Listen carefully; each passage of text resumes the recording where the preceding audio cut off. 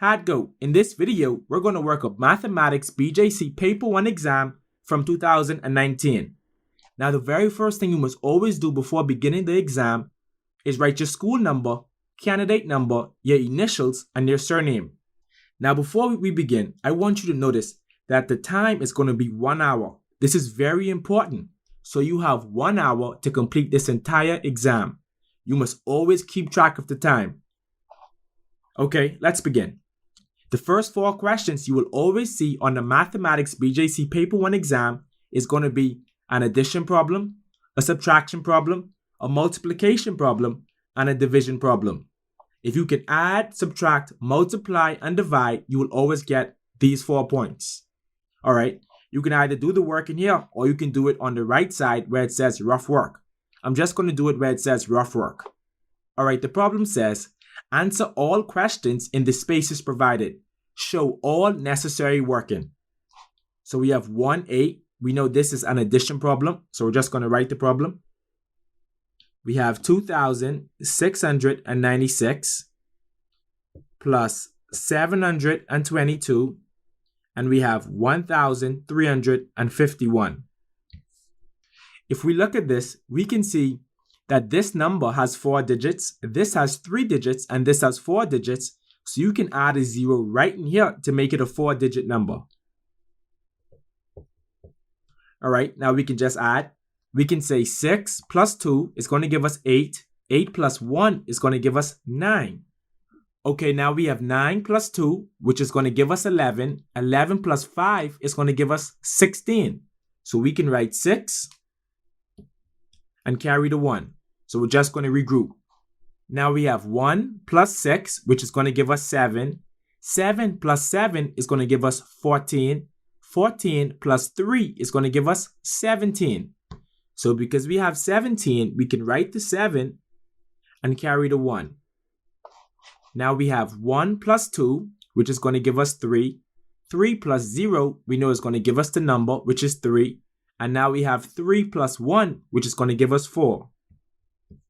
Therefore, this answer is going to be 4,769.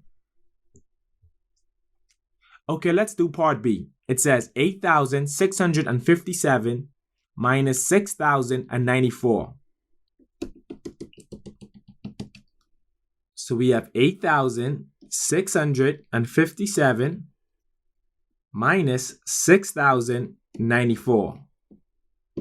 We know we're always going to start in the ones column, so we can say 7 minus 4 is going to give us 3.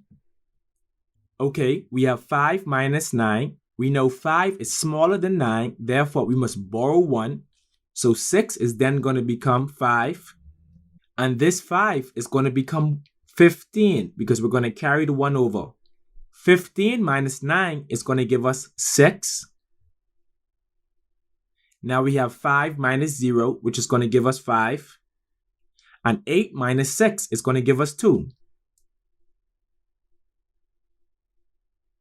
Therefore, our answer for this problem is going to be 2,563. All right, 2A says 4,397 times 7. So we know we're going to do it right on the rough work section. We can say 4,397 multiplied by 7. This is why knowing your times table is very important. Therefore, if we learn and memorize our times table, this will be a breeze. We know 7 times 7 is going to give us 49. So we can write 9 and carry the 4. Now we have 7 times 9, and we know 7 times 9 is going to give us 63. 63 plus 4 is going to give us 67. So we're going to write 7 and carry the 6 because we have 67. Now we have 7 times 3, which is going to give us 21. 21 plus 6 is going to give us 27. So we're going to put the 7, carry the 2. Okay, now we have 7 times 4, which is going to give us 28. 28 plus 2 is going to give us 30. This is our answer. In the space provided, we're just going to write 30,779. Now for part B, we have 6,936 divided by 6. So let's just write this question over here. We know 6 can go into 6 one time. 6 times 1 is going to give us 6. When we subtract this, 6 minus 6 equals 0. We're going to bring down the 9. Now 6 can go into 9 one time. 6 times 1 is 6. So now we're going to say 9 minus 6. When we solve for this, we're going to get 3. And then we're going to bring down 3. 6 can go into 33 5 times. We know 6 times 5 is going to give us 30. When we solve for this, we know 3 minus 0 is going to give us 3. And 3 minus 3 is going to give us 0. We're just going to bring down the final digit, which is 6. 6 can go into 36 6 times. 6 times 6 is going to give us 36. When we solve for this, we can say 6 minus 6 equals 0, and 3 minus 3 equals 0. Okay, now once this is done, we know this will be our answer, 1,156. Okay, let's move on to another problem. Question 3 says, draw in all the lines of symmetry in the shape below. Anytime you see a problem and it is asking you for the symmetry, just remember that it is going to be a line drawn through a shape or an object that is going to allow it to have equal parts. So what's seen on one side is going to be seen on the opposite side. Anytime you see a problem and they say draw a line of symmetry, grab a ruler and a pencil. Now that you have your ruler, I want you to think to yourself, where could I draw a line in this shape to where it will create two equal parts? You might decide to draw a line in the middle. Therefore, we can have one arrow pointing to the left and one arrow pointing to the right. Now, the way I would probably do this is I would probably line it up. If we look at this, we can see it is about 3.4 centimeters or 3.5 centimeters. So what I would do is I would just find the midpoint, which would be about 1.7 centimeters. So right here. And once I have that, I'm just going to use my ruler. Now all we're going to do is just draw a line through the shape. If we look at where we drew our line of symmetry, we can see we formed two different shapes, one on the left and one on the right. And they are both the same shapes. Now we're just going to use our ruler because we know we can draw another line of symmetry through the middle of these two arrowheads. I'm going to line up the ruler with the arrowheads and I'm just going to draw a line. Now we have four of the same shapes. So we had one shape, then we turned that 1 into 2, and we turned 2 into 4.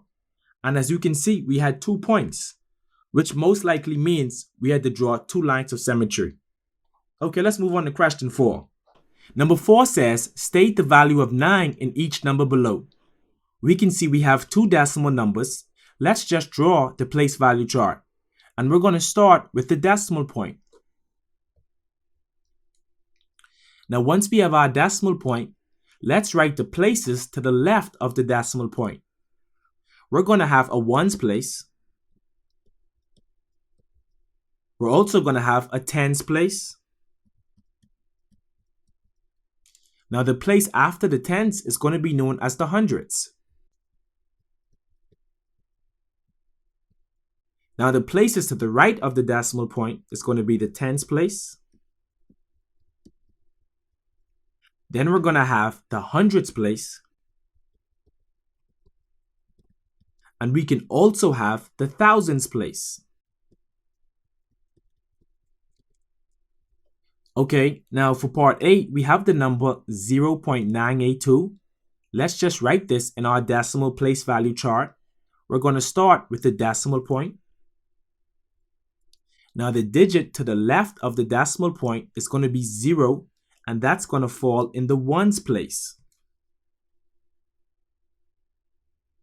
Now the digit to the right of the decimal point is going to be 9, and that's going to fall in the tens place. Now after 9, we have the digit 8, so we're going to write 8 in the hundreds place. And then we have 2. 2 is going to go in the thousands place. Now they want us to state the value of 9 in each number. So we can see where 9 is, and we can write our answer as either 0.9, or you can say 9, and the place of 9 in the decimal place value chart is going to be tenths. So you're going to write this as 9 tenths. Now let's do part B.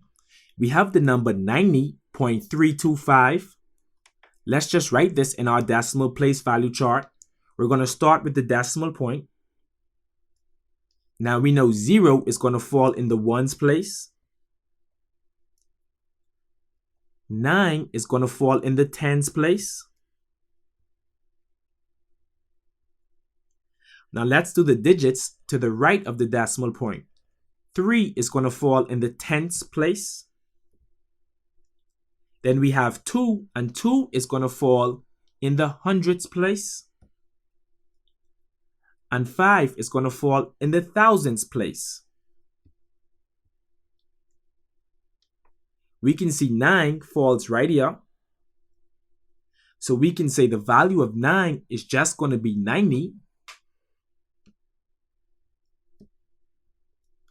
Or you can write it as 9 tens. Because 9 falls in the tens place.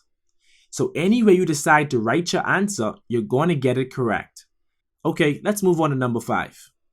Alright, number 5 says, a can holds 350 milliliters of soda. We know ml means milliliters. How many milliliters are in 6 similar cans of soda? So if we have 6 cans of soda, all holding 350 milliliters, what should we do? Well, I'm just going to multiply. So I can say 350 multiplied by 6. When we solve for this, we can say 6 times 0 is going to give us 0. Then we can say 6 times 5 is going to give us 30. We're going to write the 0 and carry the 3. Now we have 6 times 3, which is going to give us 18. 18 plus 3 is going to give us 21. Therefore, our answer for this problem for the amount of milliliters is going to be 2,100 milliliters. Okay, let's go back at this question. What if you didn't understand what happened? You have to try to read the question and comprehend what it's saying. Math is a language, so you won't always get just numbers. You're going to have words and sentences, so you must be able to read it and try to understand. So if you didn't get this way, let's look at it another way. We can say a can holds 350 milliliters of soda. So we know in this can, we have 350 milliliters.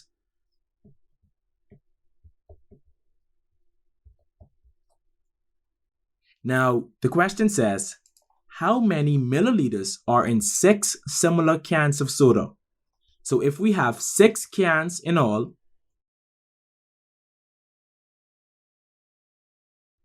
so that's 3 so far, and we know all of them are going to have 350 milliliters. Okay, we have 1, 2, 3, 4, 5. We need one more.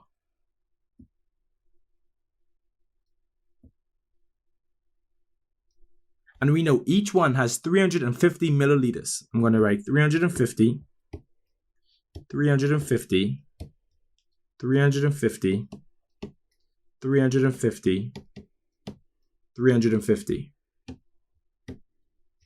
Now, they want us to find how many milliliters are going to be in all of these cans. So all we had to do was add 350 plus 350 plus 350, plus 350, plus 350, plus 350. So if you want to add those 6 times, you can, but I know multiplication is repeated addition. So all I did is I said 350 multiplied by the amount of times we would have to add this, which is going to be 6, and I got 2,100 milliliters. All right. Now question 6 says, part A, draw and label angle ABC, which equals 80 degrees. Now, if you see this question and it says draw and label an angle, the very first thing to do is pull out your ruler, your pencil, and your protractor. Now that you have your tools, the very first thing we're going to do is just draw a straight line. So I'm going to move the protractor. Using our ruler, we're just going to draw a line.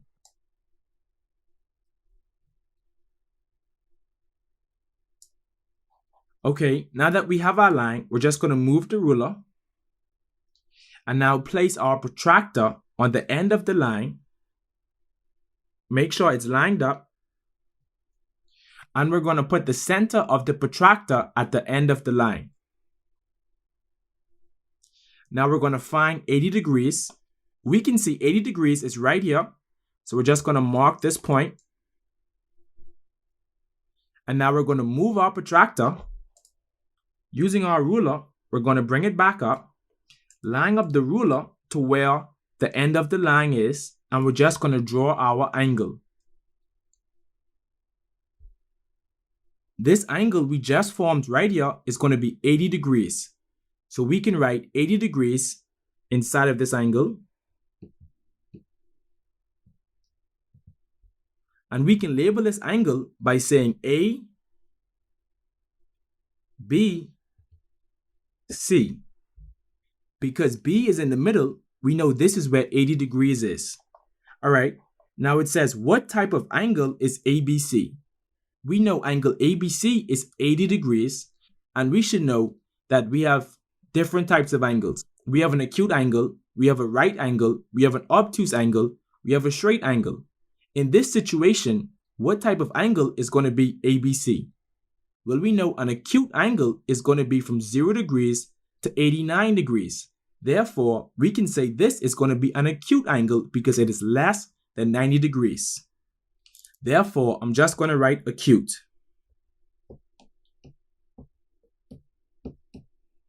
So it is very important that you remember the different types of angles as well. Now, number 7 says place is less than or is greater than in the blank to make a true statement. So for part 1, they give us 1 over 8 and 1 over 12. Now let's look at this very closely. They give us 1 over 8 and 1 over 12.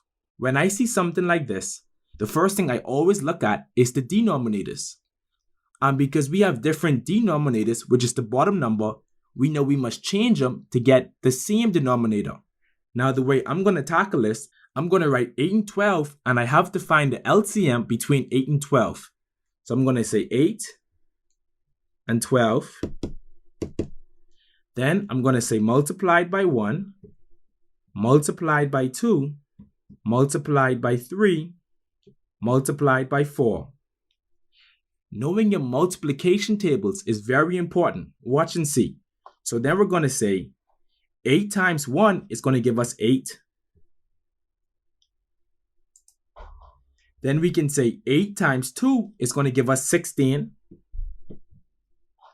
Now we're going to say 8 times 3 is going to give us 24. 8 times 4 is going to give us 32. Now for 12, we can say 12 times 1 is going to give us 12. 12 times 2 is going to give us 24. 12 times 3 is going to give us 36. And 12 times 4 is going to give us 48. All I'm doing is just finding our lowest common multiple. Now let's look to see if we have any numbers in common. We can see that we have a 24 in both numbers. So it took 8 3 times to get to 24, and it took 12 2 times to get to 24. Now the next thing we're going to do is multiply the numerator. In the situation, For the fraction 1 over 8, the numerator is going to be 1. And for the fraction 1 over 12, the numerator is also 1. Therefore, we're just going to say, for 8, we're going to say 1 times 3. Because it took us 3 times to get to 24, we said 1 times 3. And for this one, it took us 2 times, so we're going to say 1 times 2.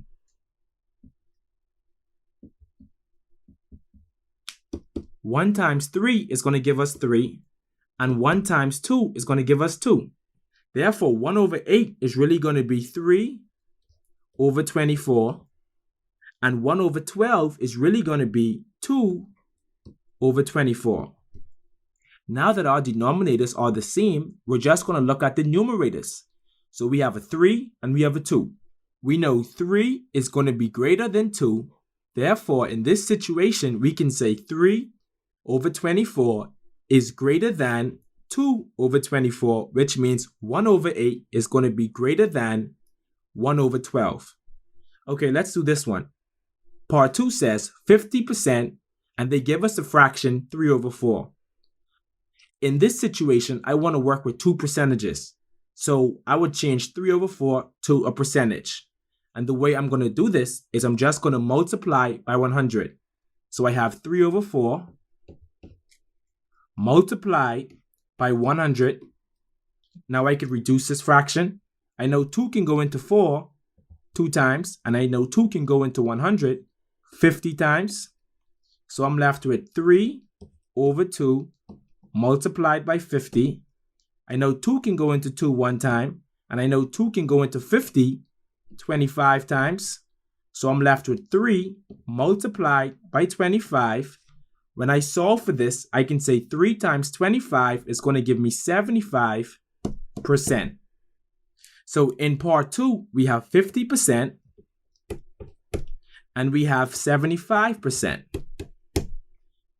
We can automatically see that 75% is going to be greater than 50%. Therefore, we can say 50% is less than 75%. So for part 2, we're just going to use is less than.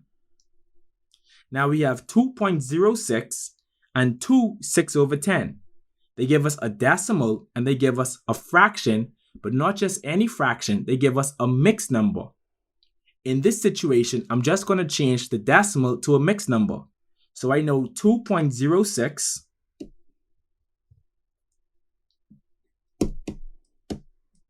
is really going to be the whole number, which is going to be 2. And we know this is the 10th unit, and this is the 100th unit, which means 1 over 100. So I know this is going to be written 2 6 over 100. Now, if I look at this, I know because we have 100 and we have 10. So once we see this, and we have 2 6 over 100, and we have 2 6 over 10. Now, we have 2 different denominators. I'm just going to use a trick. I know to change 10 into 100, I'm just going to multiply by 10. So I'm going to say 6 times 10 is going to give me 60. And 10 times 10 is going to give me 100. Okay, we have the same whole numbers, which is 2. And in this situation, we have the same denominators as well for our fraction. So let's look at the numerators. We have a 6 and we have 60. Which one is greater? Exactly, 60 is greater. Therefore, we're going to say 2 6 over 100 is going to be less than 2 60 over 100. Therefore, for this answer, 2.06 is going to be less than 2 6 over 10. Okay, number 8 says, part A says, write 144 as a product of its prime factors.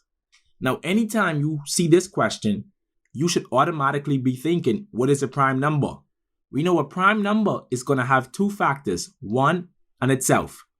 And the first 5 prime numbers are going to be 2, 3, 5, 7, and 11. So we have the number 144. So I need to find two numbers that when multiplied equals 144. I know 12 times 12 equals 144, so I'm just going to write that. So we have 144. We can say 12 multiplied by 12. Now let's find the prime factors of these numbers. The prime factors of 12 can be, we can say 3 multiplied by 4, because we know 3 times 4 equals 12. And for 12, we can do the same thing. We can say 3 multiplied by 4. Now we know 3 is a prime factor, but 4 isn't. So let's find the prime factors of 4. We know 2 times 2 is going to give us 4, so we can say 2 and 2. And for this side, because we know we had 3 times 4 on both sides, we know the prime factors of 4 is also going to be 2 multiplied by 2.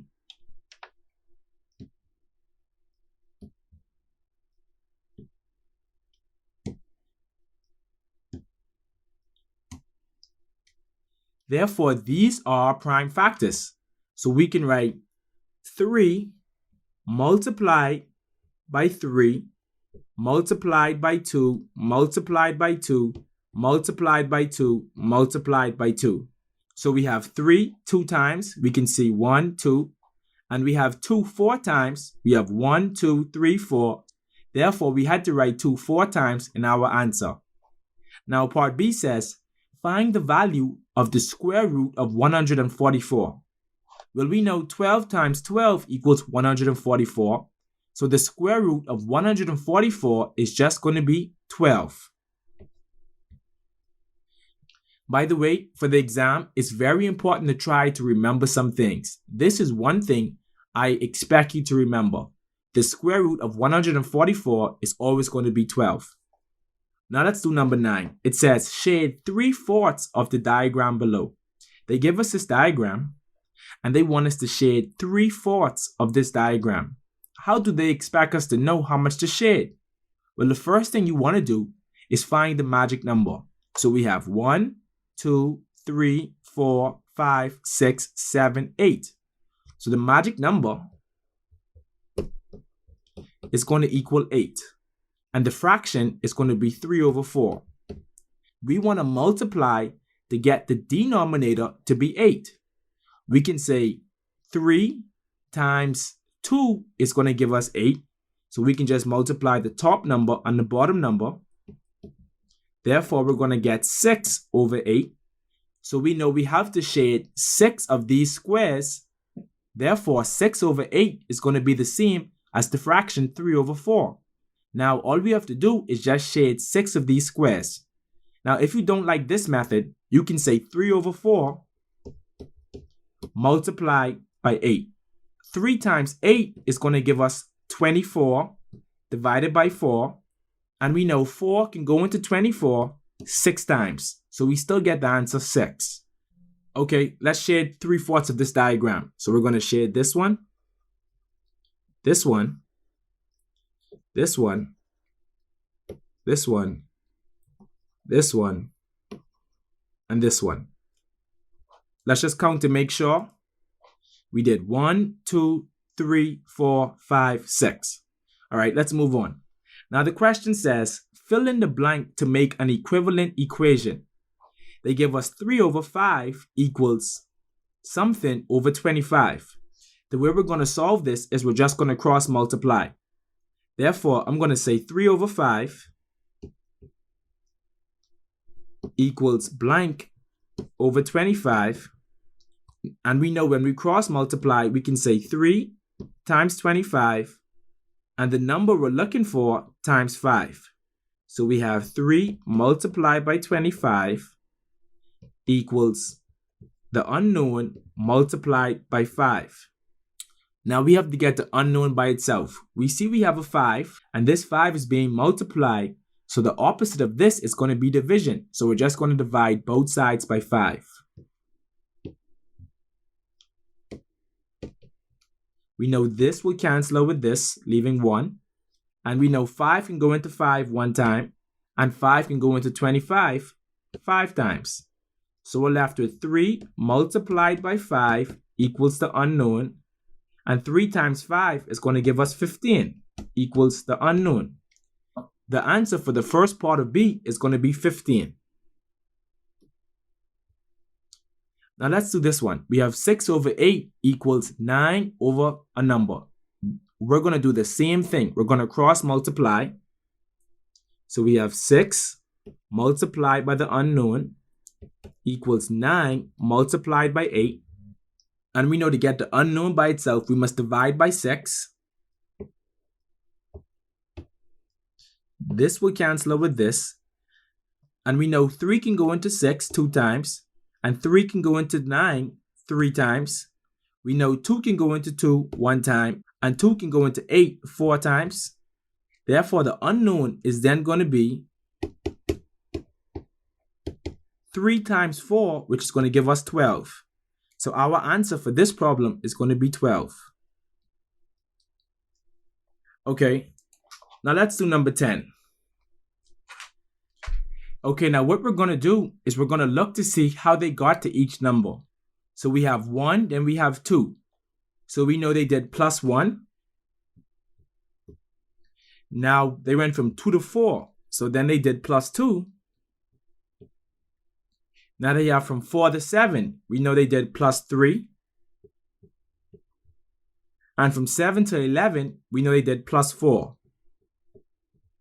So the next two numbers in the sequence is then going to be plus 5 and then plus 6. So we can say 11 plus 5 is going to give us 16.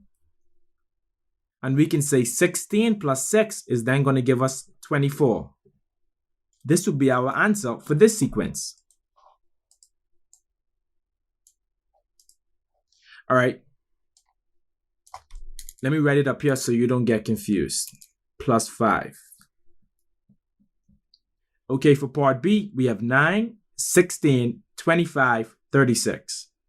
We can look at these and see these are all squared numbers. We know 3 squared is 9, 4 squared is 16, 5 squared is 25, 6 squared is going to be 36. So the next two numbers is then going to be 7 squared and 8 squared. It is very important to remember the square of 1 to 12 and also the square root of 1 to 12. 7 squared is going to give us 49. And 8 squared is going to give us 64. Okay, now number 12 says Buster's Variety Store is having a 20% store-wide sale. Calculate the discount on a bag that is priced at $80. So let's read the question again. It says Buster's Variety Store is having a 20% store-wide sale. 20% sale. Calculate the discount. So they want us to find the discount on the bag that is priced at $80. So to find the discount, we know we have a formula that we're going to use. We're going to say discount equals percent over 100 multiplied by the cash price. Now, the percent in this situation is going to be 20 over 100 multiplied by 80. Okay, let's reduce this fraction. I'm going to say 20 can go into 100 5 times. And 20 can go into 80 4 times. Therefore, I'm left with 20 over 5 multiplied by 4. I know 5 can go into 5 1 time. And 5 can go into 20 4 times. Therefore, I'm left with 4 multiplied by 4. When I solve for this, the discount is then going to be $16. So our answer for part A is $16. Now it says, what is the sale price of the bag?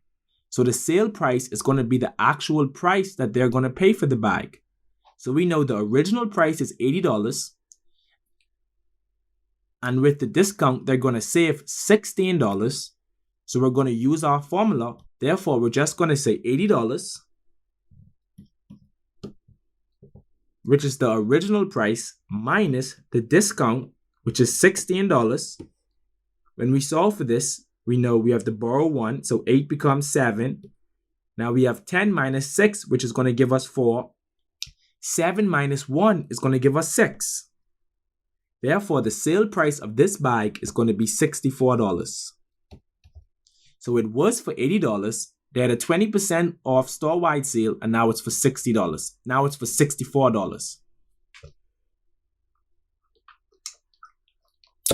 Now the bike costs $64. Okay, question 12 says, John is 189 centimeters tall, and Sue is 150 centimeters tall. Part A says, how much taller is John than Sue? So we know John, from our question, is going to be 189 centimeters. And Sue is going to be 150 centimeters. So to find out how much taller is John, we're just going to subtract. So we can say 189 minus 150. When we solve for this, 9 minus 0 is going to give us 9. 8 minus 5 is going to give us 3. 1 minus 1 is going to give us 0. Therefore, our answer is going to be 39 centimeters. So John is 39 centimeters taller than Sue. Now it's say, express your answer from A in meters. Okay, to get from centimeters to meters, we must divide by 100 because we know centi means 100.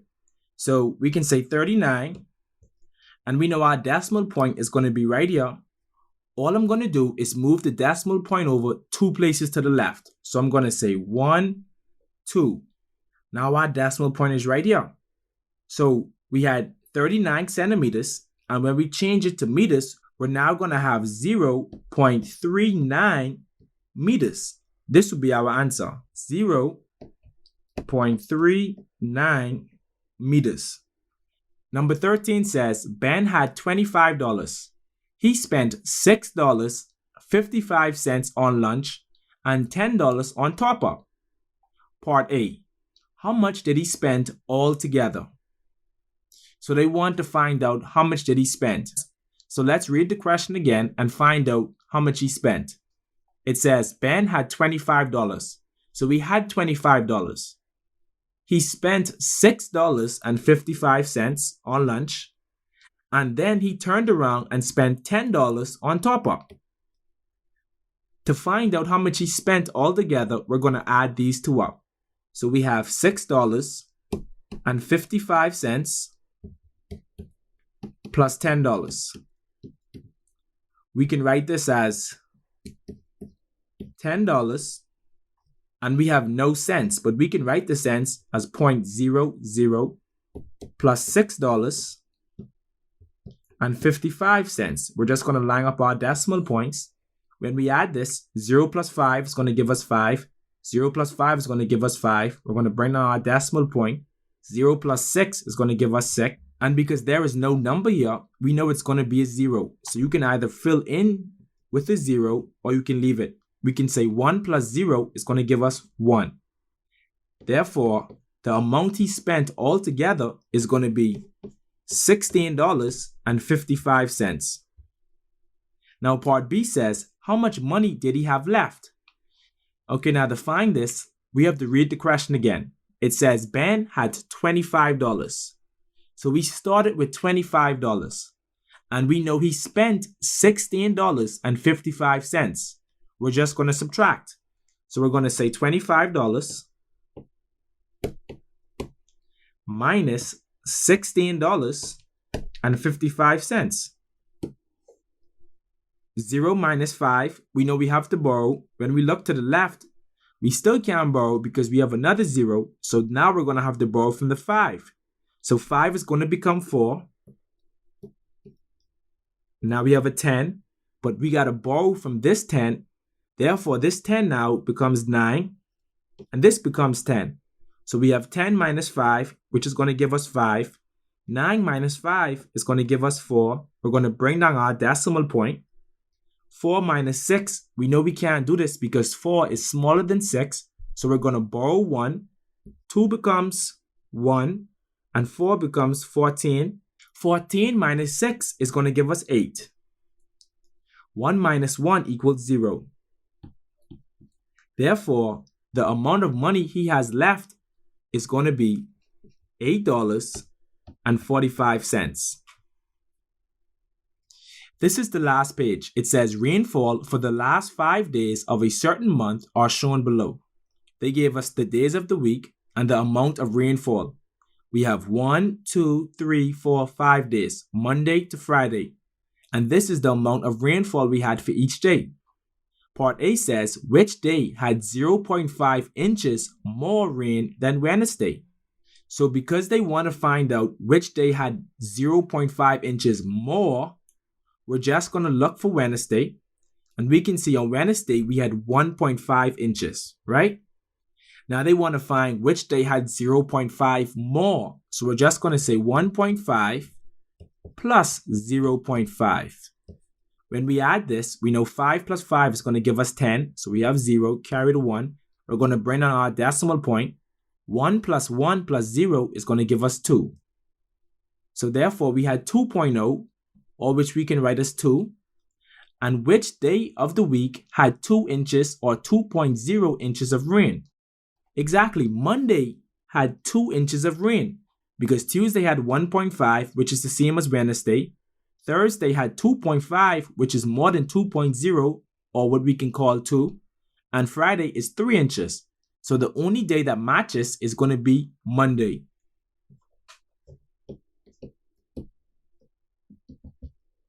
Now part B says, what was the modal amount of rainfall? Anytime we see this word modal, we know it means mode, which means the number that occurs the most. We can see 2 came one time, 1.5 was there twice, 2.5 was there once, and 3 inches was there once. Therefore, the number that came the most is going to be 1.5. So the modal amount of rainfall is going to be 1.5 inches. Now part C says, what is the average rainfall for the last 5 days? This word average means mean. We're just going to add up all of the numbers and divide by the total. So we have 2 plus 1.5 plus 1.5 plus 2.5 plus 3. All this is going to be divided by 5. Now to add this, we can say 2. So we can write this as 2.0, 1.5, 1.5. Then we have 2.5, then 3.0. We know we have a 0, so we can say 5 plus 5 is going to give us 10. 10 plus 5 is going to give us 15. 15 plus 0 is still going to give us 15. We're going to write the 5 and carry the 1. Let's just bring down our decimal point. Now we have 1 plus 2, which is going to give us 3. 3 plus 1 is 4. 4 plus 1 is 5. 5 plus 2 is 7. And 7 plus 3 is 10. So the mean is going to equal to 10.5 divided by 5. Now when we solve for this, what we can do is we can carry the decimal point over one place to the right, which is then going to give us 1 over 5 divided by 5 because we took the decimal point over one place to the right. 5 can go into 105 21 times. And because our decimal point is right here, we're just going to move it over one place to the left because we took it over to the right. So the average rainfall for the last 5 days is going to be 2.1 inches. Okay, let's do number 15.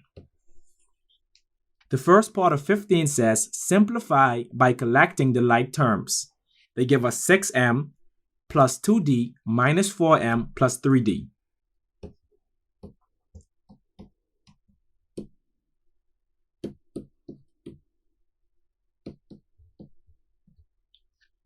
Anytime they want us to simplify by collecting like terms, we must always see which variables are the same. And when I say variables, I mean letters. For the first one, we have an m, and then we have a d, which is different.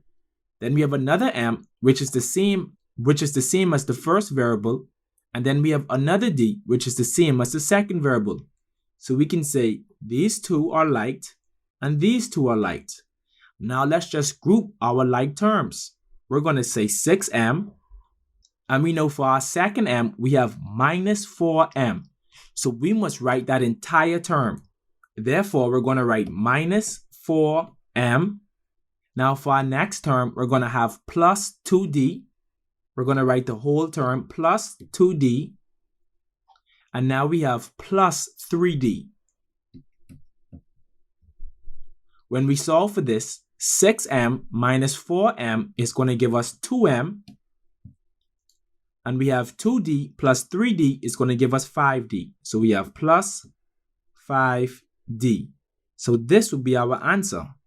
We can just write 2m plus 5d.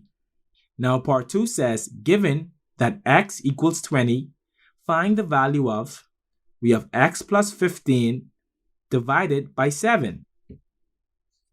We can write this as x plus 15 divided by 7. And we know when x equals 20, everywhere we see x, we're just going to write 20. Therefore, this is going to be written as 20 plus 15 divided by 7. 20 plus 15 is going to give us 35 divided by 7, which is then going to give us 5.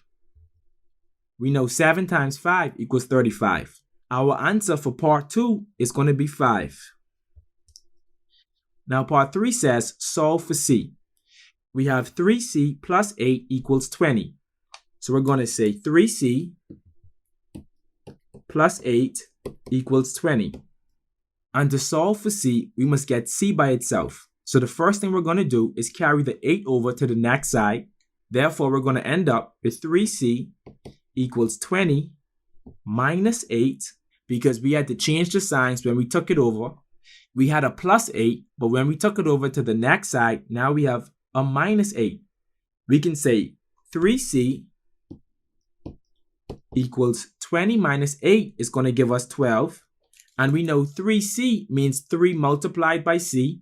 The opposite of multiplication is going to be division. So we're just going to divide by 3. Therefore, when we solve for this, 3 can go into 3 one time and 3 can go into 12 4 times.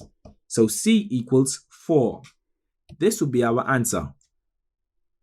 Now, I don't know if you'll have any time to double check your work. If you do, please double check your work. For example, in this question, we're supposed to do 16 plus 6 to find this number, and we have 24. But we know 16 plus 6 is really going to give us 22. So we know this answer is not going to be 24. It's going to be 22.